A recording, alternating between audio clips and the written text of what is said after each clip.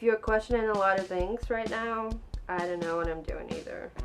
Just so you know. Hello, each and every one of you. How are you? We recently got our first huge negative, really negative comment. We personally didn't find any words to answer it, but hey, it was exciting. Shout out to that amazing person. Love ya. Now to this video. Do you love festivals as much as we do? There's so many festivals. Some of them are really different from each other. Some are in opposite, very much alike. But nevertheless, we want to explore all of them and dive into history and lineups.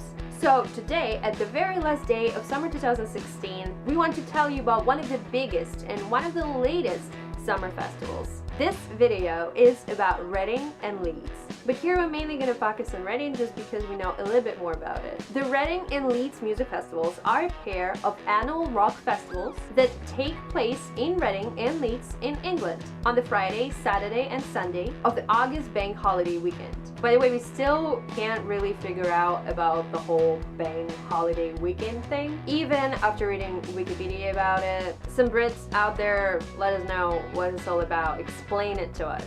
Of these two, Reading Festival is actually a senior one, being a world's oldest popular music festival still in existence. The roots go deep to the 50s, to some sort of jazz festival. So I'm not sure if we can count it as the Reading we know now. Actually, festival changed its genre vector quite fast. As in late 60s, jazz was completely gone from it. In early 70s, it presented progressive rock, blues, and hard rock. And in the late 70s, embraced punk rock and new wave, which eventually led to clashes between different music fans.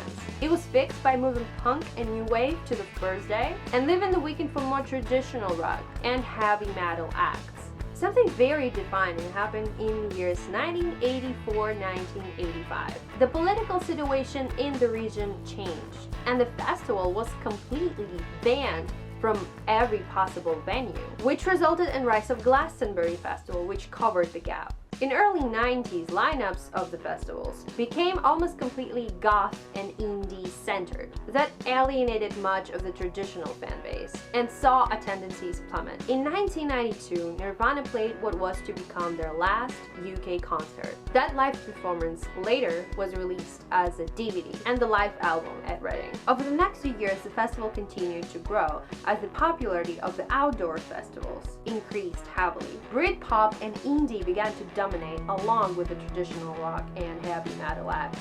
Notably, the rap acts began to appear regularly on the main stage, to the mixed reception. In 1999, the festival gained its second leg in Leeds, where the V Festival had been held in 1997 and 1998, when it was clear that the Reading site had become too small to deal with increasing demand. The first year saw all bands play the Leeds side the following day to the day they played Reading, with the Reading leg running from Friday to Sunday and the Leeds running from Saturday to Monday. However, in 2001, the current system was introduced, where the lineup of Reading played Leeds the following day, with the bands from Leeds opening day playing the final day in Reading, with the exceptions of 2009 and 2010, with the bands playing Leeds opening day would play Reading the following day, and the bands on the opening day of Reading would close Leeds.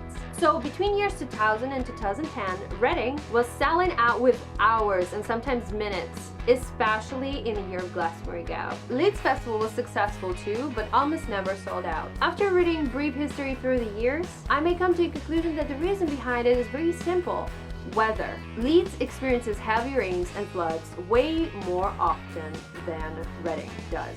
And this year only proves it. There are even articles comparing Reading and Leeds goers by how clean their clothes and belongings are. As we're now moving from the history to the present days, let's point out one thing. England is very known for its muddy and rainy festivals. The image of it is iconic. There's lots of crazy pictures and videos of people literally drowning in the mud. And maybe at one point it could be fun, but looking at this comparison article thing, we can tell that more mud people get, more likely they will leave their tents and things at the camping site. Glasgow, for example, experiences it every year, raising more and more awareness, as volunteers of the festivals are just unable to cope up with all the leftovers.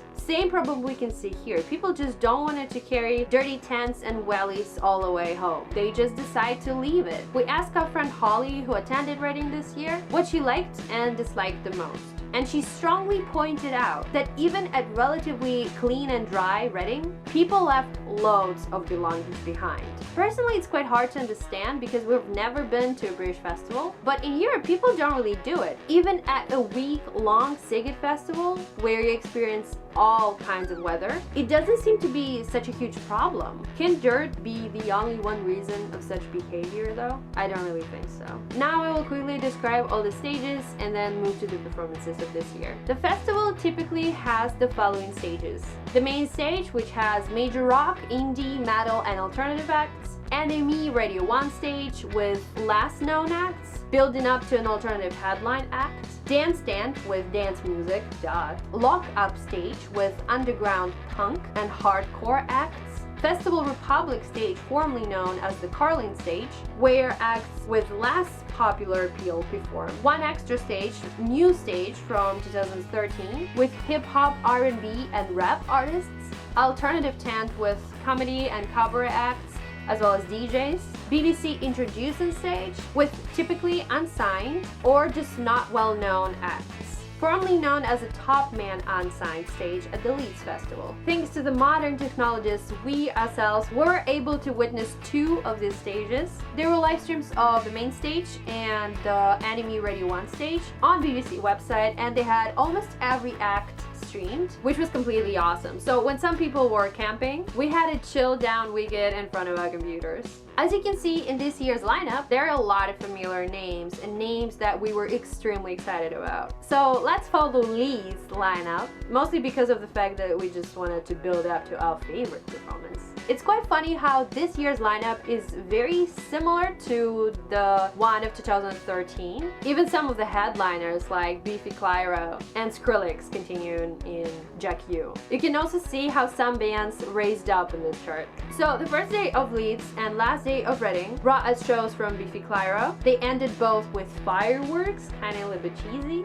The 1975 emotionally headlined the Anime Radio 1 stage with a beautiful neon stage setup. ASAP Rocky didn't show up to Leeds, but thankfully made it to Reading. The stream was unfortunately cancelled, but we really were anticipated this slot. Cage the Elephant and Red Boy threw themselves in the crowd as many times as possible, and our fave debut Spring King opened the Anime stage with an energetic set. Second day of Reading and third day of Leeds wasn't that much big highlight-wise, having Red Hot Chili Peppers and Imagine Dragons on the main stage. Though There Were Slaves was claimed to be a legendary performance, they also gave a surprise gig at the BBC Introducing stage, honoring as they came from it 4 years ago. Lovelyz and Dark Karma opened the main stage this year, but unfortunately their performance wasn't streaming. On the Anime Radio 1 stage, I personally saw only Blossoms.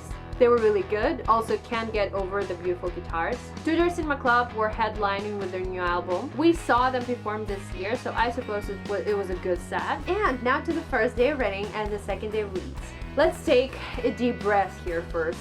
Anime Radio 1 stage was amazing that day, with Heinz, More Massa, The Internet, The Neighborhood, first Crystal Castle's appearance without Alice in Britain, all of a sudden America's Best 21 Pilots, and Jack U closing the stage, with some great new tunes from collab with Florence Welch. I mean, it's quite enough to just span the whole day at this stage. This is kind of the reason we didn't come there, because we would have to clone ourselves to be at the main stage at the same time. Newcomers Nothing But Thieves opened this day's livestream. Then Churches made all the headlines, dedicated one of the tracks to our sweet Prince Harambe. If you don't really understand what I'm talking about, where the fuck have you been all last month? Google it, meme educate yourself. And then on the main stage, the best headline duo we could ever imagine, Disclosure and False. For a long time after they were announced, we were questioning ourselves, what the fuck does headline duo mean? For a moment we thought that they actually somehow gonna play at the same time, mashing up their songs, but it's not what actually happened. Disclosure did an amazing set, inviting over Aluna George. We actually hoped for Sam Smith, but okay, whatever. We saw Disclosure headline and it was banging. I can't really imagine what you would really want after it. But when the live stream screen stated next on this stage, Foals, and they started sound check and the massive screen slided up, I guess if you were there, we'd faint out of excitement. Because that's what almost happened to us at home. We are not sorry for this crazy fangirling over it because it was really a great headline show. Right after they were announced for the headline of Reading, we knew that it's gonna be big. Foals themselves said that headlining Reading is their goal and dream, even bigger than Glasgow, because it was the first ever home festival that gave them a chance as a new band in 2007. And the festival they were attending back when they were teenagers. I think you got it, it's a big fucking deal. And they absolutely nailed it. They had everything you could wish for and more. All songs like Cassius, lasers, and big ass screens.